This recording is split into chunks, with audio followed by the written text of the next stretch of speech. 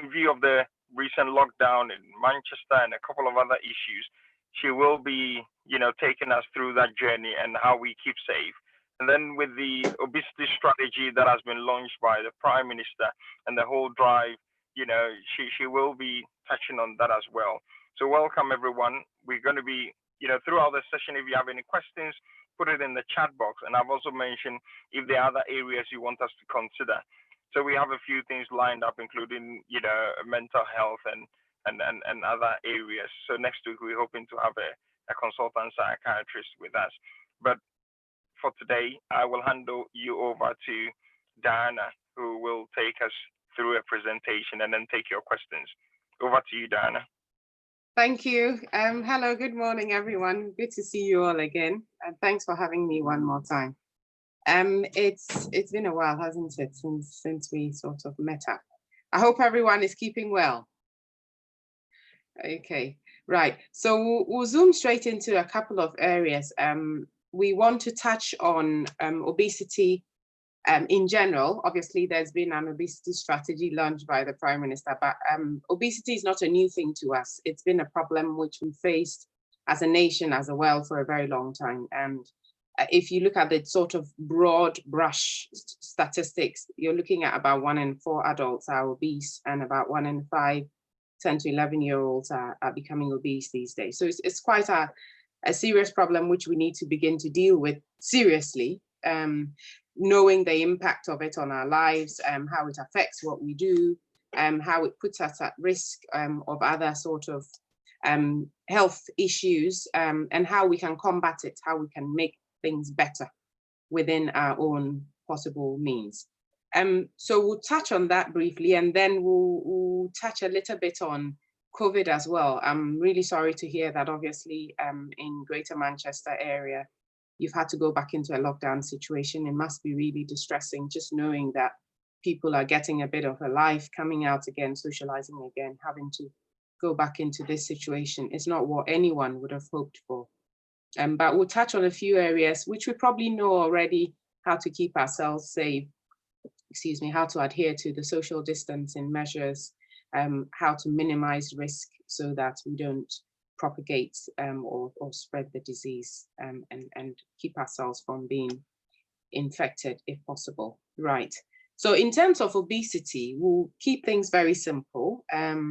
Obesity, we are generally talking about excessive body fat. So if you have excessive body fat, then you're obese. That's a simple way of putting it. But there are different ways of sort of assessing or measuring, if you like, obesity or graduating people into weight stratification. So you have sort of normal weight, you have people who are overweight, you have people who are obese, and then you have those who are severely or morbidly obese. Right. So when we talk about healthy weight or normal weight, we can use the BMI approach, which is the body mass index. And the body mass index uses your weight and your height, and then it calculates an index. And that can be standardized across everyone. Everyone has a height, everyone has a weight, and we can calculate their BMI based on that.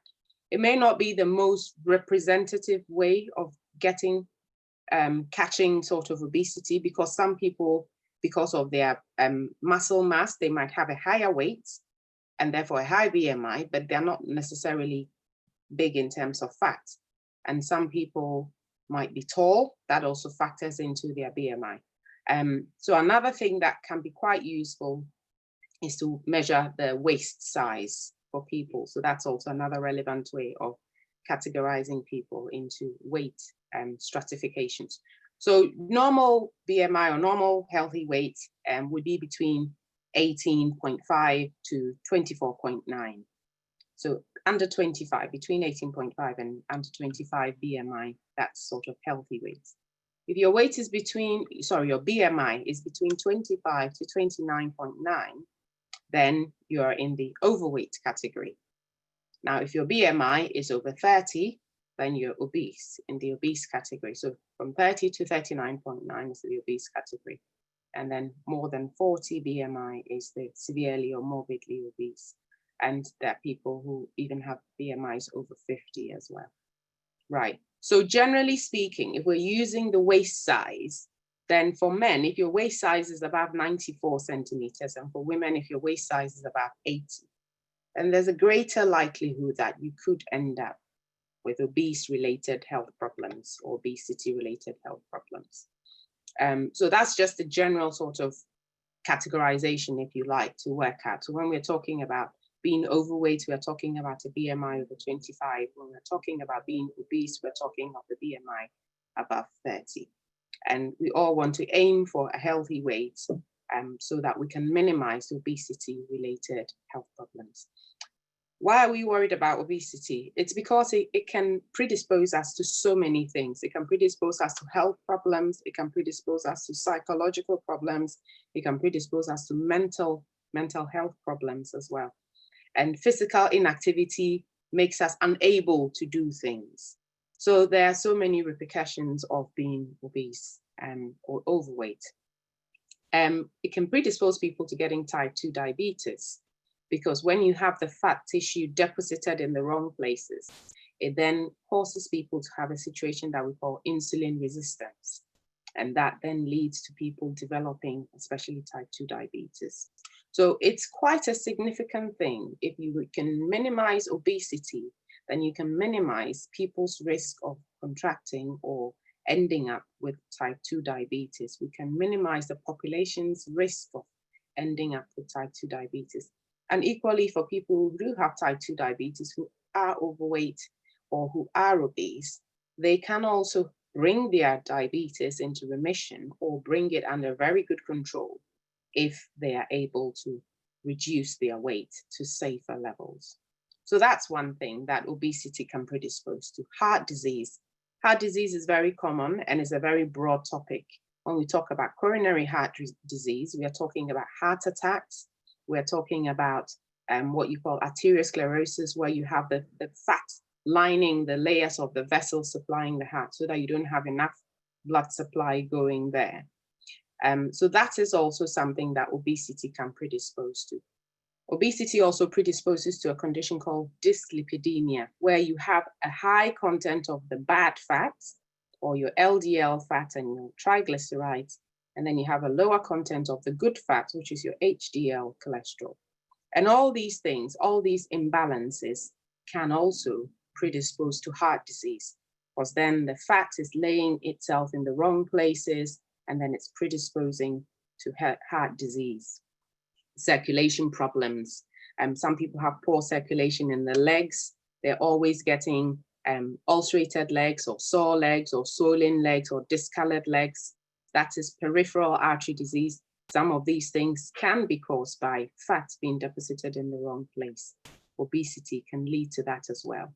The excess weight from obesity can put pressure on the bones, on the cartilages, and can make people develop osteoarthritis quicker and worsen people's osteoarthritis. So again, it's important that we have a healthy weight, because arthritis is becoming a common thing. It's a natural sort of process. As we age, there is some wear and tear to some degree, but people are getting arthritis quicker, people are getting it sooner at a much younger age, and people are getting more difficult to treat arthritis. We've realized that if people can lose weight to safer levels, then they're putting less pressure. So if you take a typical example of your knees, for instance, if you've got knee arthritis and you've got a massive weight, your whole body's pressure is on the knees. You can imagine the pressure on the knees, on the cartilage, the bone rubbing against the bone. If you can help the body by easing some of that weight off, then again, we can help improve arthritis pain and the degeneration that goes on in the joints. So that's another thing that obesity also predisposes to.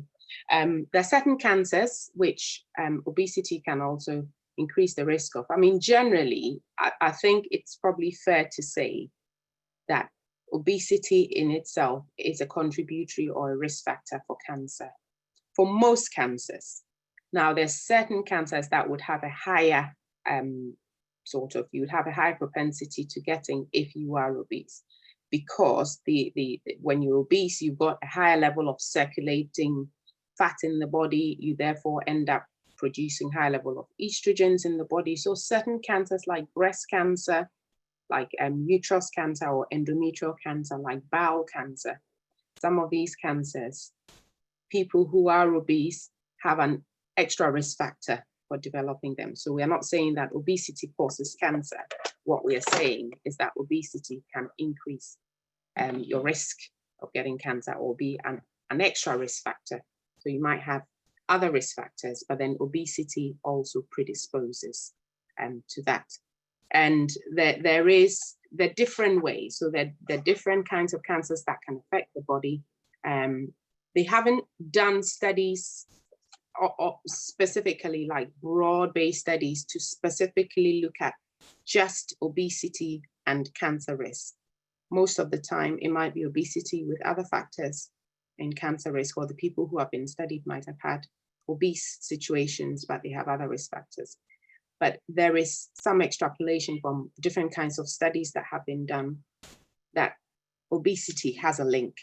There's definitely a link to increasing your cancer risk. And as I've said, certain cancers. So the endometrial cancer, for instance, which is the one of the uterus, because the high fat level then predisposed to high estrogen levels, it can put you at risk. The other thing about fat is that it causes the body to start to have a chronic inflammatory response. So it produces chemicals which then cause a chronic inflammatory response in the body. And so by the mechanism of this chronic inflammatory response, it can then lead to chronic inflammatory conditions. So for instance, in the esophagus, it can begin to lead to things like reflux, acid reflux, Barrett's esophagus, and then that can eventually, in some cases, lead people to develop esophageal cancer. The same chronic inflammatory situation can be seen with the gallstones as well, and people can develop gallstone disease. And then some people can even end up developing gallstone cancer or gallbladder cancer. Liver cancer is another one where obesity or high circulating fat levels are also predisposed to. So we can see that obesity has a lot of sort of effects or can put us at risk of so many things. So let's move away from the cancers for a bit. Obesity can also increase our risk of stroke. We've all seen or probably know or heard of someone who's had a stroke at some point in their life. And we know that obesity is a risk factor for developing stroke, or dyslipidemia can be a risk factor for developing stroke. So again, that's another area where obesity contributes to that. When people are obese, they have a poor self-esteem, they have a low self-esteem. They're not able to sort of be active or do things that they need to do. Sometimes because of the sheer weights they're carrying, it's physically difficult for them to move themselves about, to be active, to do things, to get up. They're carrying this excess weight. But sometimes mentally as well, it makes people feel low. It makes people not feel good about themselves. It makes people feel a bit down. And so mentally as well, they are not motivated to do things. They're not motivated to exercise. The exercise which is going to help them lose the weight, they're not motivated to do that exercise. They're eating healthily, and so they might end up just comfort eating. They end up sometimes becoming depressed or getting other mental health conditions. And then these things then form another vicious cycle. The person is feeling low, the person is depressed, so they're eating the wrong foods, they're eating anyhow at the wrong time, they're not exercising, and then that propagates the problem. And by the time we realize, they get to a point where it's so difficult for them to work on their weight. So as soon as we notice the problem, we need to start nipping it in the bud so that it doesn't generate to something which is more difficult to control. People who are overweight or obese will tell you that it's really difficult to lose weight. It's really hard. Most people have the best intentions in the world, the best will in the world to try and lose weight. But it can be really hard for them to actually lose weight, to actually take that initiative to lose weight. Or they do take the initiative, but they're not seeing the results because it's a slow process. There's no quick fix. So we don't want to end up in that situation. So strokes, obesity can predispose to strokes, can predispose to mental health illnesses. It can also predispose to sleep apnea. So we might know of people who not only snore heavily in their sleep, but they stop breathing in their sleep. They sleep and then at some point they stop for a significant amount of seconds, they're not breathing. And that can sometimes be a sign of an obstructive sleep apnea. Obviously, you need to see your GP for them to look into things further. and find out whether it is an obstructive sleep apnea or not. But then if you're overweight, then one of the advices that we'll be giving to you is to be able to try and work on the weight and bring the weight down to reduce the risk of obesity and therefore the risk of sleep apnea.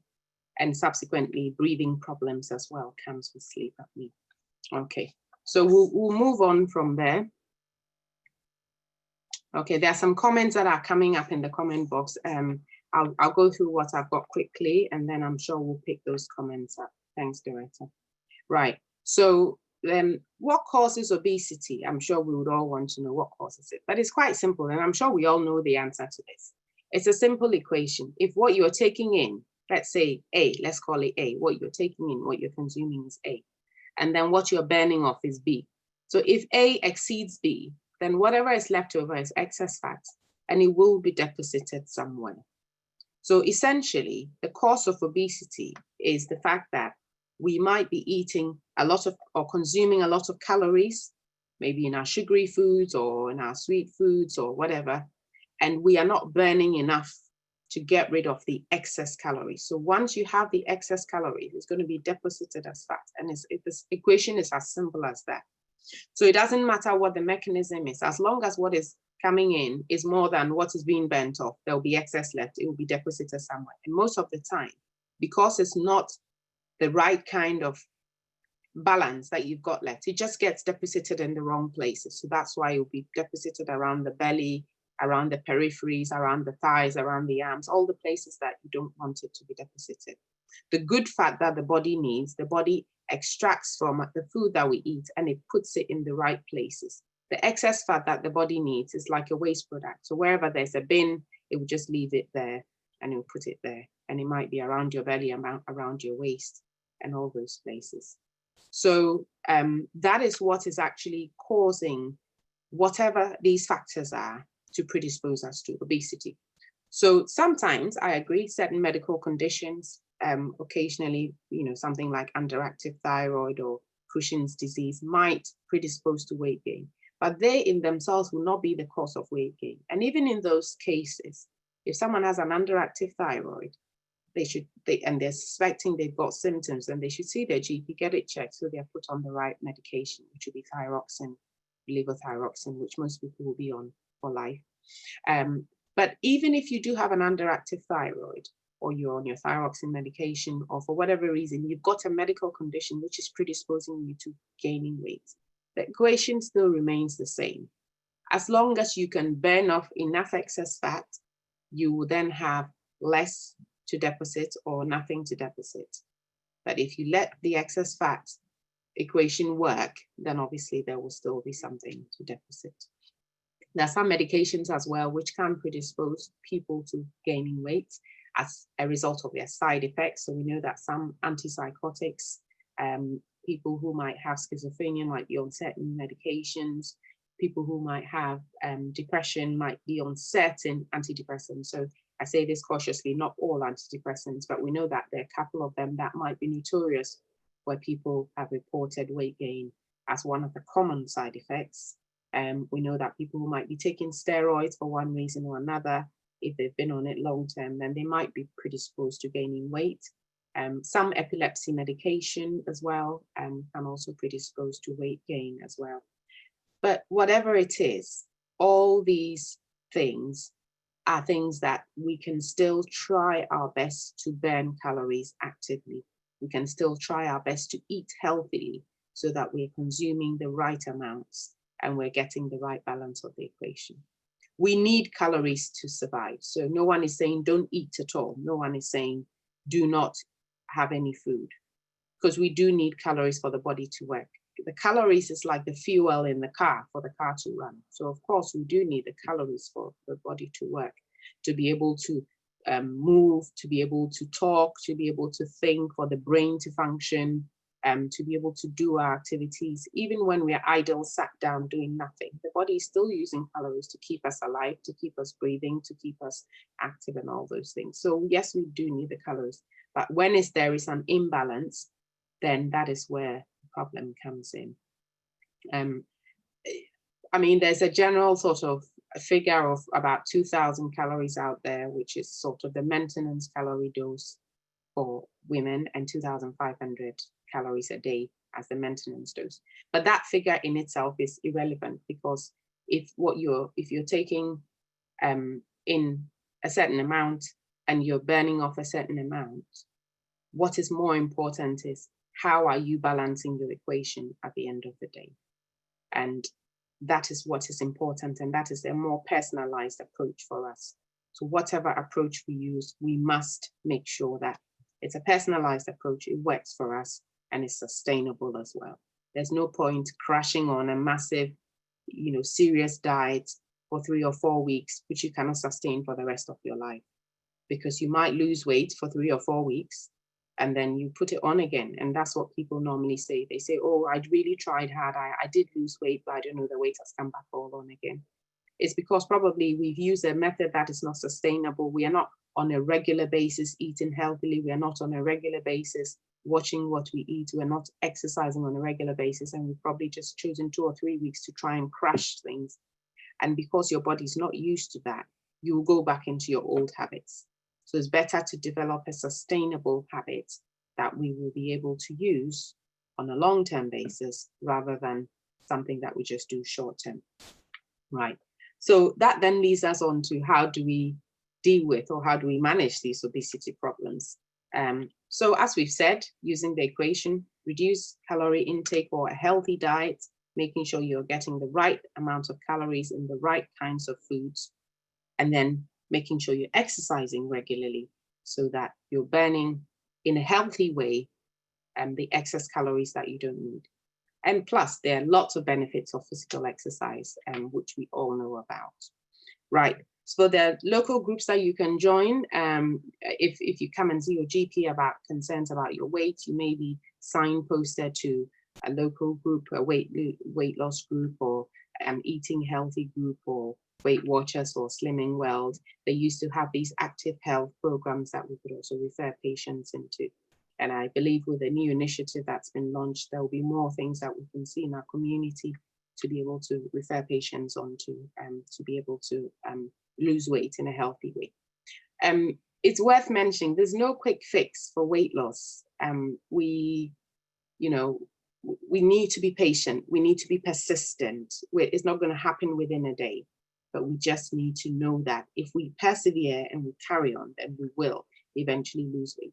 And even if you're able to, if you're in an obese category or an overweight category, even if you're able to lose 2 or 3% of your weight, it would have massive impact on your cardiovascular health, on your brain health, on your metabolic health in general. It would drastically reduce your risk of all the things that we mentioned, the strokes, the heart attacks, the cancers, and the chronic inflammatory conditions, and all those things that we've mentioned at the beginning. Right. Obviously, someone will say, Doc, I've tried everything. I've eaten healthily. I've run. I've done my exercise. I watch what I eat. Some people, they swear they've never eaten any piece of chocolate. They don't eat any cheese. All they eat is vegetables and fruits, and they drink water and they're exercising. And I've done all these things and I still can't lose weight. What do I do? So we will look into it. We'll find out, is there any underlying medical reason why you've actually done all these things and you can't lose weight? Because it's rarely the case that if someone has actually consistently done what they're saying they've done that well, that they haven't lost any weight. So is there any medical reason why? Have you got an underactive thyroid? And have you got a medical condition that is making you unable to lose weight? Are you on certain medications that we can tweak or we can change, or put you on a better alternative? Or is there some kind of hereditary factor that is predisposing you to some metabolic disorder that causes you not to be able to maintain a healthy weight, let's put it that way. And in those cases, then the appropriate referrals would be made if there's an underlying cause found or treated where treatable, or if there's no cause found and say people are in a very sort of morbidly obese category, then there are referral protocols in place where you can be referred onto the next tier of weight management for them to do a more intensive sort of work with you. So that is sort of in a nutshell the bit about sort of obesity. Now, I'll touch very briefly on the foods that we can eat, because I think that's always something everyone wants to, so what can I eat? What should I eat? What shouldn't I eat? We are more interested in what can I eat, or what's not a good thing to eat, because I don't want to sort of become overweight. Now, the first thing to say is we need to maintain a healthy, balanced diet. We need to maintain a healthy, balanced diet. So it's very important that no matter what you eat and no matter what diet you're on, you have to maintain a healthy, balanced diet where you're getting all the food groups in reasonable proportions to be able to keep your body going so that you're not deficient in any way. What we need to work on is our portions, the moderation, and our habits. So yes, there are some foods which are high in calorie intake. They're high in saturated fat levels. So mainly your saturated fats are from animal sources, and mainly your sort of unsaturated fats are from plant sources. And things like coconut oil, palm oil, and cocoa butter are saturated anyway. So although they are plant sources, they're saturated. So they also have a high level of saturation. So as much as possible, you want to minimize the saturated fat foods. So what are some of these foods? Your butter, your cheese. I know coconut oil and palm oil are good and healthy, but again, you want to have that in moderation, because if you have too much of that, again, that is also saturated fats. You want to cut down on the cakes and the biscuits. One of my patients said, "Oh, doc, that's all the good things in life you're asking me to cut down on."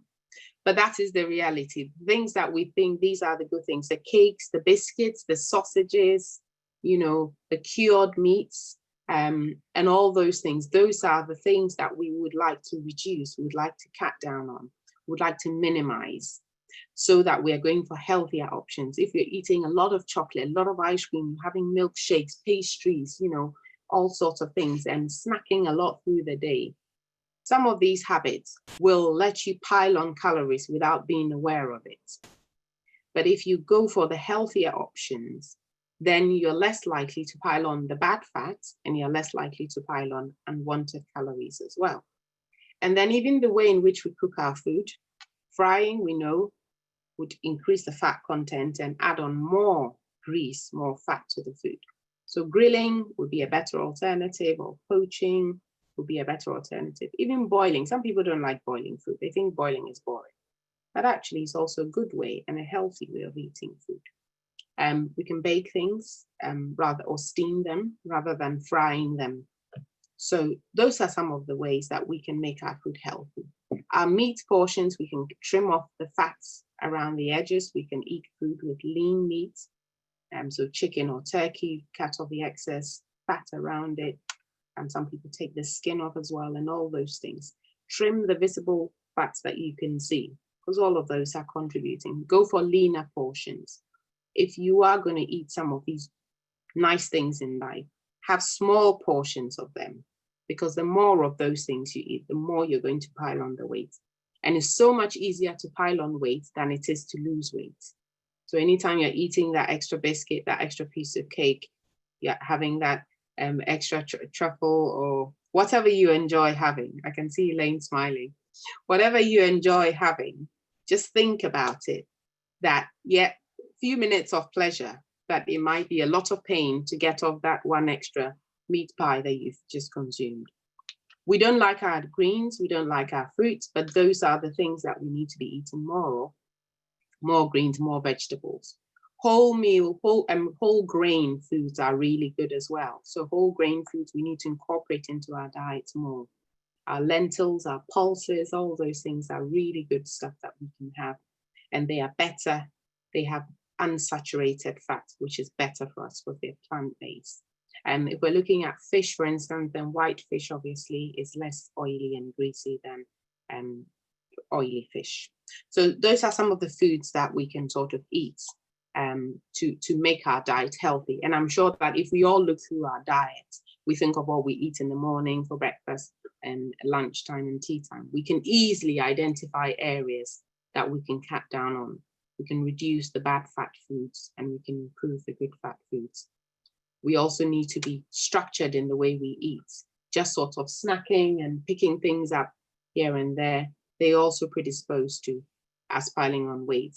There are people who can easily go through about 3 or 4 packets of crisps a day without thinking about it. When you go to the shop and you buy foods, you see the labeling on there. It tells you the amount of fat and all the sort of calorie content on there. A lot of people don't look at it. They don't read it. They don't check what the calorie content of the foods that they're eating is. But again, that is something which is quite useful and can help you to determine whether this is a high calorie food or not. And it might be simple steps like even reducing the number of crisps that you eat, the amount of chocolate that you take, having more fruit and more veg, exercising more. We should be doing at least 30 minutes of exercise a day. We should be looking at 115 minutes, which is about 2.5 hours or to sort of 3 hours a week of brisk exercise. So either brisk walking or running or cycling or swimming, something that would actively aerobically burn calories for us. And those are the ways in which, those are the ways in which we can improve sort of our outcomes over there. Right, so a comment has just popped up. I'll just address that before we move on. So obviously in relation to COVID, because that is the burning topic at the moment, if people are obese, we've already said how obesity predisposes to medical health conditions. And we already know from our previous talks how people who already have pre-existing medical conditions can have worse outcomes if they do get COVID-19. So it's the same link. If you are obese, then it's a multi-layered risk factor for you. One, you're already at risk of getting the heart attacks, the strokes, the diabetes, and the chronic inflammatory processes that we've talked about. But equally, those things on their own can make your COVID outcome worse.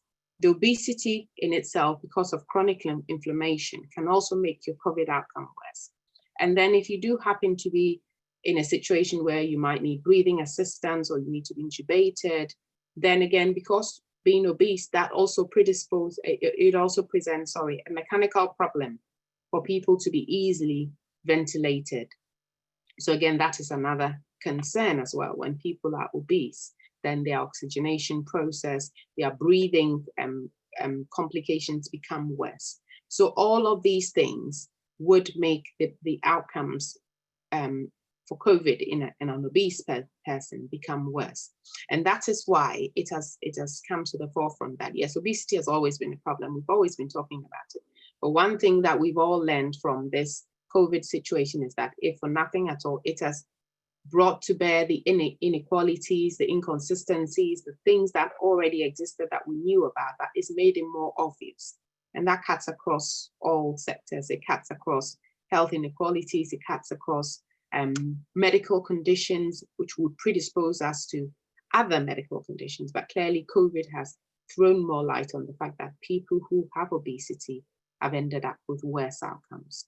So that is why it's of greater concern. But I think that I didn't want to just narrow it down to COVID, because even when COVID has come and gone, obesity still is a problem that we need to deal with. And way before COVID came as well, obesity was a problem. So that is why we need to look at it with that broader approach. But definitely in the context of COVID, it does worsen our outcomes for recovering from, and it also worsens mortality as well. So the likelihood of people having worse outcomes and probably in some cases ending up dying as well. Right, okay. I think, what's the time? 11:42. I feel like I've been talking for a very long time, so I will pause and let us throw in some questions and then we'll carry on if we have to. Right. Is that okay? Thanks, Diana. So you can answer the questions in the chat box, and then I have a few for you as well. Okay, let's bring up the chat box.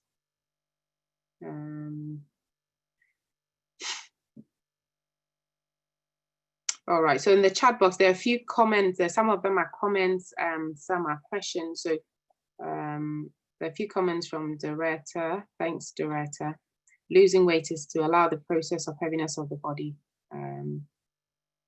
but losing and breaking down weight quicker. the equation. Okay, so someone just talked about that equation, which I talked about. Keeping active, moving, walking, going up and down the stairs. Someone's also added, yeah, we burn calories in our sleep. That's right. We still need to keep active. Questions. And then there's some information there as well. So, I mean, websites that you can go to there, the NHS website as well, which people can get information on in relation to diet, in relation to obesity, in relation to dealing with weight. Someone's thrown information out there about Matalan and John Lewis selling healthy food portions. Okay, so Faye threw a question about the obesity and the worst outcomes for COVID. And then something about the children as well. So our children will eat what we give them if we're consistent, and they will be slimmer, yes. So that's a very fair point and a very true point as well. The kids these days, they are eating all sorts of junk. And sometimes out of frustration, you're on the phone, you're talking to someone, oh, mommy, they come in. They're very strategic, and they know that that's the time they can get you. Can I have the chocolate in the cupboard? Meanwhile, you've said 1,000 times the day before, no one is allowed to touch this chocolate. And they just time you. And when you're busy in a meeting like now, if she opens the door and she goes, I'll probably just go, just go and have it. And by the time you realize they've had it. So we do need to be consistent, but also we need to educate them as well about the importance of it. If people can understand why they're doing things, it makes it better for them to do it and easier for them to do it as well. So I agree with that. Charles, please, I think you might have to put across your questions, because in the chat box, most of them were comments and contributions. I don't think I'm seeing many questions on there, apart from the one about COVID and obesity. So over to you. Okay, all right. Thank you. Well, I have a question. How do you lose, fat around your stomach? Right. So I know for some people it's a status thing, but can you comment on that? Right. So yes, for some reason it seems to be a status thing, but I'm sure we know better that it isn't. It doesn't carry any positive status. In fact, it has a negative impact on your health. And as we've said, if for nothing at all, it's going to predispose you to insulin resistance. And insulin resistance can predispose to fats, wrong fat levels. So as I said, the LDL, HDL balance and the triglycerides balance in your body, and also type 2 diabetes. So how do you lose it? Back to the equation, Reverend Charles. So what you're taking in and what you're burning off. If you have more left over, then you will deposit it. And actually, that is probably the easiest and the commonest way to deposit fat around the midline, around the waistline, is when we have excess fat. That is one of the first places it goes to. It just seems to gravitate around there. So we need to be having, someone's put something on there about a healthy plate. So we need to have our balanced diet. We need to have our carbohydrates. We need to have our protein. We need to have our minerals, we need to have our vitamins, we need to have our roughage on there, our greens, our fruits as well. But we also need to make sure that whatever, I mean, I'm not saying that every single day and everything you eat, be measuring and be counting calories, because that in itself can also give you some kind of, mental torture. Every single thing you're touching, you're counting your calories, you're checking. But once you're eating regularly and healthily, exercising regularly should also be part of our life. So we don't only exercise when we want to lose weight. What most of us don't realize is we should be exercising regularly to maintain a healthy weight. So the way to lose that excess fat is, if you've got the excess fat there, it means the equation is not balanced. So we do need to exercise more to shed that excess fat. And we need to eat less of the saturated fatty foods. We need to eat less of the saturated fatty foods. And we need to have more of the unsaturated. We need to have more of the fruits and the veg, of the whole grain foods, of the lentils, the pulses, the plant-based foods. And then exercise more to burn off the calories. And we don't need to just be eating all the time. Sometimes we just eat because we feel like. We eat because we go to a party and someone says, oh, have something to eat, or you walk past a shop and you see something and you have a craving and you eat. So we need to be disciplined. And if you can do that consistently, you will lose that weight around the belly. But it is a long and hard process, so it wouldn't come easy. but it's all about what we're getting in, taking in, and what we're burning off.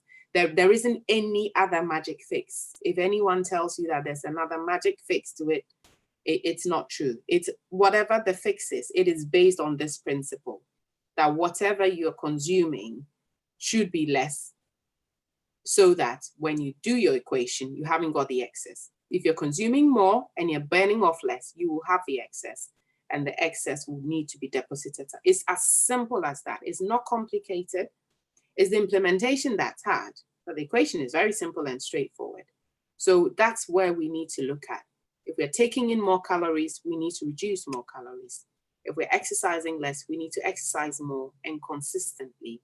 And that is how we'll lose that fat around the waistline. Thanks, Doc. I will try that out. I'm sorry, we have one for you on this. That's okay. We Teresa's put some comments in there about exercise for people with rheumatoid arthritis.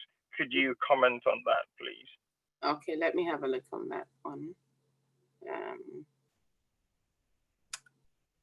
So people seem to forget that when suffering from rheumatoid arthritis or osteoarthritis, exercise can be fatal. I should try and do some exercise, but then suffer for several days after in the affected joints.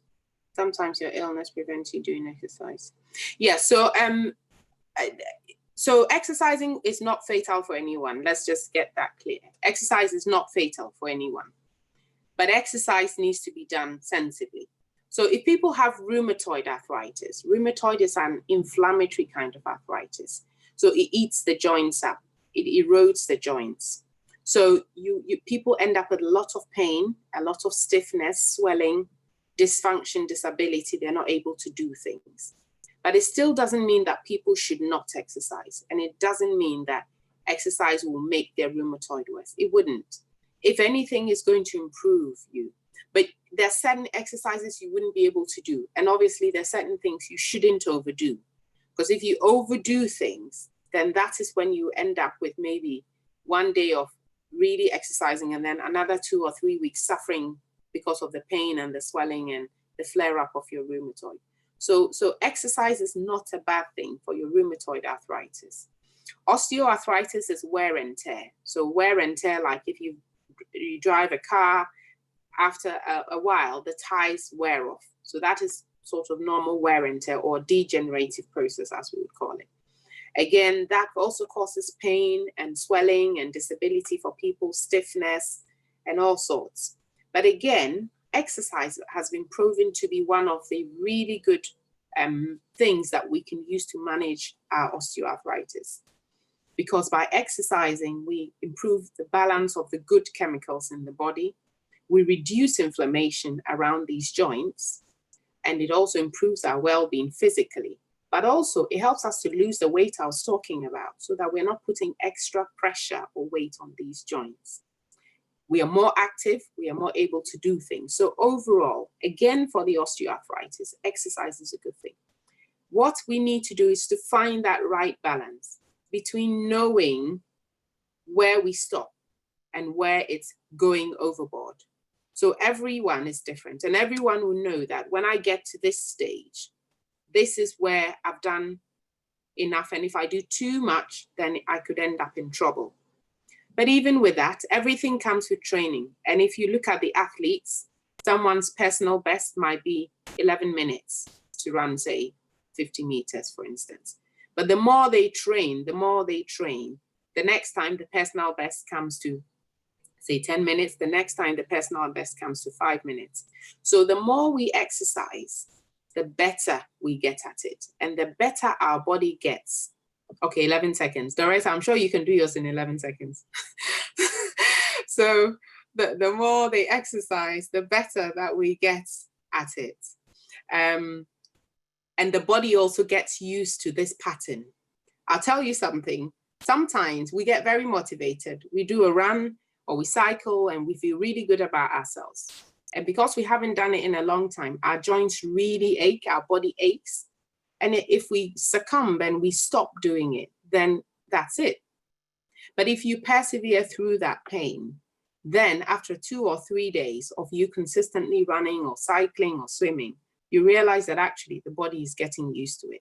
So it's a way of training, it's a discipline. And I know that it's not easy. I'm not saying it as if I get up and I run every day. Trust me, I don't. I'm also working on it.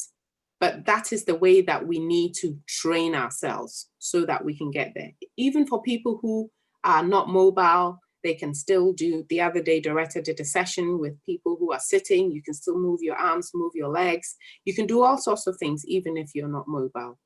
And so there are lots of ways in which we can still exercise. The intensity might be different, but it's still better than doing nothing because the equation remains the same. As long as you're eating on a daily basis and you're not burning the calories, you will pile the excess fat on. It's as simple as that. So we need to find a way of burning the calories so that we keep the right balance over there. Thank you. I hope that answers the question.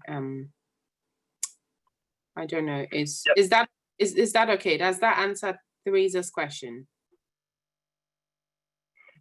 Oh, I mean, Teresa is on there. So, Teresa, do you have any further comments?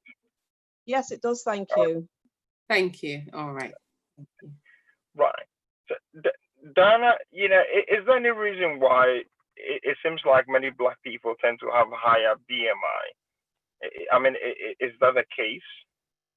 Well, it is the case. I think it's multifactorial. So there are lots of reasons. One is a sort of mentality thing. Like you said at the beginning, you said a status thing.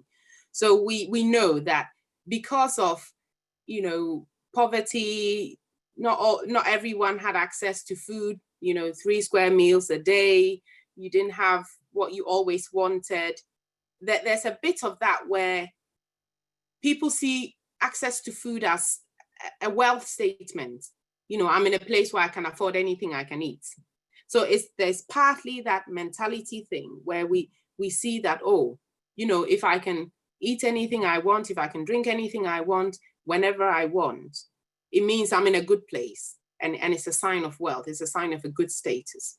Secondly, also from a cultural perspective as well, if people are very skinny or very slim or on the smaller side, then they're seen as they are malnourished, they are not well looked after, they are not well fed, they are lacking certain things in life. And so the propensity was for people to want to be in that bigger category where it shows people out there that you're also living good. So that is part of the problem. And then also secondly, is just the kinds of foods that we eat. Every culture has its food, and our foods are quite carbohydrate heavy foods. We generally have, even though we have Africans and Caribbeans and from across the globe, but generally, corn-based foods or maize-based foods, you've got things like yam, you've got plantain, you've got cassava as well, things like that. So all of these foods are very carbohydrate heavy foods. And then the things that were of better nutritional value, like the wheat, the millet, the sorghum, those things were expensive, weren't they, Charles? When we were growing up, you can easily get maize compared to getting millet or sorghum or whole grains. And so good food, healthy food is expensive. But the trick is that when you're eating healthily, you don't need to eat too much to get what you need because you've got the good stuff in there. So sometimes we say that, healthy food is expensive. And then we end up spending money on cheap food, which might not be necessarily more healthy, but we end up with problems which cost us more money to solve. And it's not always that healthy food is that expensive. We just convince ourselves that healthy food is expensive because we can just buy simple things. We can prepare them in the right way. We can make our meals at home, balanced diets. We can have access to fruits and veg and still eat healthily for a reasonable amount. But I think it's a mentality. So that's partly the mentality, the culture, the upbringing. Genetically, I wouldn't say that there is a genetic predisposition because as soon as you say that, everyone is like, oh yes, we've got a genetic predisposition to being fat. It's not the case. We don't. If you look at any ethnic group, there will be variations. Otherwise, all Black and Caribbean people will be fat, and clearly that's not the case. So it can't be the case that we have some overwhelming genetic propensity there. There might be that, yes, genetic tones run in certain people or in certain families, and you find that in a BAME group. Equally, you find that in a Caucasian group, you find that in any group. So those themes that would run through us, you can equally find those in other groups as well. So I think it's mainly our mentalities, our attitude, is the way we think about things, is the kind of diet we have, where generally we do have foods that generally have a high calorie count to them. So we need to try and have that balance and then make it better for us. I've just seen a comment. Okay, thanks. Yeah, there's another one about, what about swimming and dancing? Talking about exercising. Exercising doesn't come easily for me, but I love to dance and swim.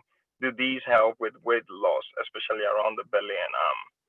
Yes, they do. So swimming is really good. And there are certain strokes. I'm not a sort of Olympic swimmer, so I wouldn't be able to tell you, but there are certain strokes which are better for losing weight around certain areas compared to other strokes. But generally, swimming is really good. Not only does it help with exercise, it also helps with breathing as well. It also helps with the back as well. So back pain, swimming is a really good exercise for your back, because you need to be able to sort of keep yourself level and balanced on the surface of the water, and also keep yourself in a certain way, maintained at a certain level. And you need the muscles to do that. So it's really good. I mean, swimming is one thing which would be good for you mentally, physically, emotionally, as well as burning of fats in all places. So definitely I would recommend swimming. Again, you know, putting it in perspective, how many BAME people when we were growing up, like my kids by the age of 5, even toddlers, 3 months old, can start learning swimming. Realistically, how many of us who came from Africa or the Caribbean learned how to swim at the age of 3 months? You know, so it's some of these things that make you didn't learn it when you were little. You might have learned it when you were older. You might still be scared of water as we talk, and you would never go near a pool or a bowl of water, let alone go into the Atlantic Ocean. You know, so all these things would hinder some people, but there are other things that we can do. Dancing is a good one, but dancing is a tricky one, because when people say dancing, it can mean all sorts of things. So someone could just be moving their head and say they're dancing. Someone could be sat still and just moving their arms and say they're dancing. So, but I'm sure whatever the person is talking about, you're talking of aerobic dancing. So if you love to dance and you can do aerobic dancing, where you're actually dancing actively, moving all your body and muscles groups for a long time, enough to burn off the right level of calories, then yes, why not? Certainly dancing is better than doing nothing again. And for someone who might not be able to go out or be able to go to the gym or be able to walk or cycle, it may be that what they can do is put on the music at home and dance. And so definitely that is really good, and that will be recommended as well. We just need to do the right kind of dancing, not the one where you're just moving your head from side to side and saying you're dancing. Okay, there's another question here. Is it correct that alcohol can increase weight? So Yes. is there a link between alcohol and, yeah. Okay. Yes, there is a link. So alcohol does so many things. Alcohol is a whole topic on its own. But just focusing on the weight to link, it increases your triglycerides. And triglycerides is one of the not good fats, so the bad fats, if you like. And so alcohol can increase your triglyceride levels. And so that can lead to an imbalance in how your fat is distributed around the body. Again, alcohol can also make you eat wrongly. So some people drink and they don't quite feel like eating. And then when they feel hungry, they might just end up snacking on things and not really sitting down to eat properly. Depending on how much people drink, if people drink to the point of drunkenness, then obviously their life can be quite disordered. They're not disciplined in what they do. They're not even motivated to do what they do. So alcohol can increase weight. And usually when we talk to people about weight, or when we talk to people about their cholesterol levels, and you speak to them about the amount of alcohol they drink, you might find that someone says, oh, I eat a balanced diet, I run, I exercise, I do so and so. But you might find that they're drinking drinking, sorry, above their recommended limit. And we know that the recommended limit is 14 units for men and women. And it's very easy. I mean, I don't drink, but it's very easy for people who drink to achieve 14 units. So when you calculate it, I think about if you're taking 1 or 2 ciders or cans of lager, about 4 or 5 nights a week, you can easily achieve your 14 units. You know, if you're drinking 2 glasses of wine, then within a week, you're well easily over your 14 units. So it comes very easily for people to achieve that level and go over. And again, same equation, more calories. Alcohol is giving you calories, it's giving you more triglyceride. Same equation, more calories in, less burnouts, excess fat gets deposited. Right, so that's how the alcohol one comes in. Thanks, Doc. You might have touched on this again already, sorry, but there's a question about if obesity is linked to cancer. Yes, I did. I did touch on that at some point, saying that obesity is a risk factor for developing cancers. There are a number of different cancers, and obesity would sort of give you different risk levels for the different cancers. But because of the chronic inflammatory process by which the the fat works in the body, it then leads to, by that process, it leads to chronic inflammation, which then causes bad cells to begin to generate and the good cells to be broken down. It also changes the body's response mechanism. So it causes the body to act in a disordered way. So you have cells which should normally not be growing at a fast rate, then grow at a fast rate. So it does predispose, not as a separate risk factor. So you can't directly say, because they haven't done the studies to say that obesity causes cancer. So you cannot say directly obesity causes cancer. I cannot make that emphatic statement. But what I can say is that obesity is a risk factor for developing cancers. And we know that specifically for certain cancers like breast cancers or bowel cancers or endometrial, which is the womb cancers, because the higher the fat levels, the higher the circulating estrogens, they can predispose to these kinds of cancers. But not just that. Esophageal cancers, liver cancers, gallbladder cancers, they're all risk factors for developing cancer. So it is important that we minimize that risk, because when you're losing weight, you're not just losing weight to look good, to feel good, but you're also minimizing your cancer risk. And we know of people who have died recently from cancer, and we think, oh, he never smoked, he didn't drink, he lived a healthy life. You know, how could he have gotten cancer? But it might be that weight could be something that could have contributed. So again, we need to take everything seriously, and it all adds up. It might not just be the one thing, but it might be the obesity, it might be this, it might be that, and put all those things together. You're increasing the risk of getting a cancer or some chronic medical health condition. Right. Okay. Let's see, any more. Is fasting good for diabetics? I think that, yeah. Yeah, so the one about fasting and diabetics, yeah, fasting is good, but you need to be careful, because obviously we know that with diabetes, your blood sugars fluctuate through the day because of the poor sort of control of blood sugars. There are different kinds of diabetics. Sorry? How's she done it? There are different kinds of diabetics. So some people might be having insulin, or some people might just be on medication. And so if you do want to fast, then you need to speak to your diabetic nurse or your GP to find out what is the safest mode for you, depending on your kind of diabetes, depending on where your control is, where your levels are, and what will be safe for you. Obviously, if you run low sugar levels, then fasting might not be the wise thing for you to do, because you don't want to end up with hypoglycemia. But there could be some kinds of fasting, the different kinds or different ways of fasting. And so there could be some kinds of fasting or some ways of fasting that would be suitable for you as a diabetic. So the simple answer is yes, you can, but it needs to be cautious, and it needs to be in consultation with your diabetic nurse or your diabetic consultant or your GP to make sure that you're doing things the right way. For some people, it wouldn't be a safe thing to do, because if you do, you might end up plunging yourself into hypo. Right.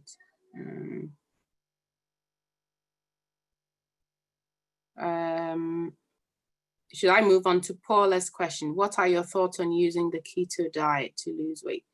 You can lose 12 pounds in a week. Right. So Paula, have you done the keto diet yet? Is she on? Hi, hello. Yeah, hello. Yes, I have actually done the ketos and I lost 1.5 stones in like 3 months. Right. And what are you doing now? Are you back onto a normal diet, or are you Back still? to a normal diet, but I just keep an eye on what I'm eating, my portions, more fruits and vegetables, and exercising. So I was happy to do it because it got rid of that excess very quickly. Mhm. So I'm now just trying to keep on top of everything. Okay, all right. So that's really good, because the reason why I wanted to hear from you directly is to know what you've achieved from doing the diet. So sometimes some of these diets, I mean, there are different kinds of diets out there. There are different diet plans out there, and the keto diet is one of them. But sometimes what these diets achieve, which we don't realize, is that they just put us in a discipline mode. Sometimes, yes, they do bring the weight down, but they just get you to rethink how you're eating, how you're exercising, what you're eating. And if you're able to get that revelation from having the diet, then you're in for a win.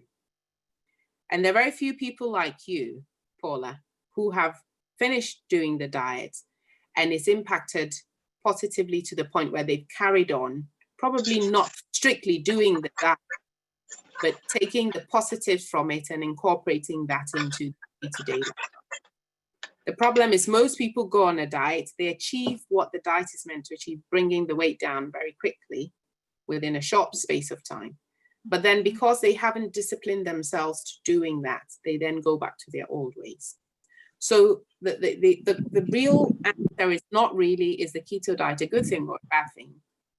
Obviously, depending on your health conditions, again, you'd need to, based on your individual health condition, I'm just giving general advice because everyone has different health conditions. For some people, it may not be a good thing to do over a short period of time because it might affect your existing health conditions. For some people, it might be safe to do. You need to speak to whoever knows your health records better.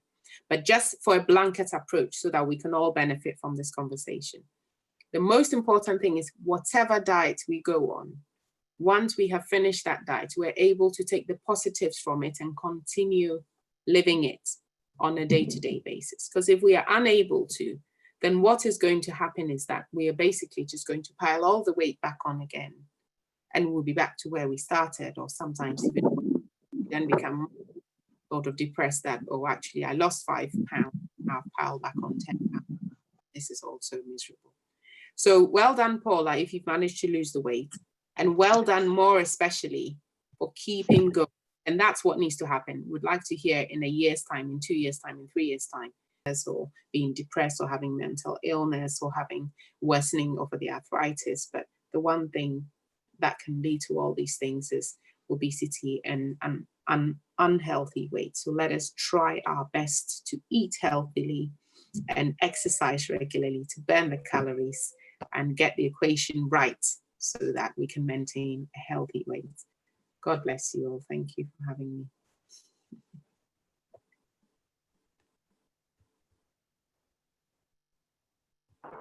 Thanks, everyone. Enjoy the rest of the weekend. And we will see you on Tuesday. We have our nutrition and physical activity session, which we call Healthy Hearts. So that's on Tuesday. And then on Thursday, we're going to have our session on prostate cancer. Please, kick and drag your partners, your sons, your, cousins, your nephews to that session as well. It's really important. 1 in 4, Black men, we'll have prostate, and we need to work on that. And also next Saturday, we're going to see you. Dana's friend will be on the call, and we will be talking about mental health. So have a wonderful week and keep in touch. Thank you. Thank you, CAHN, as well, for the great job you're doing. Bye. Bye.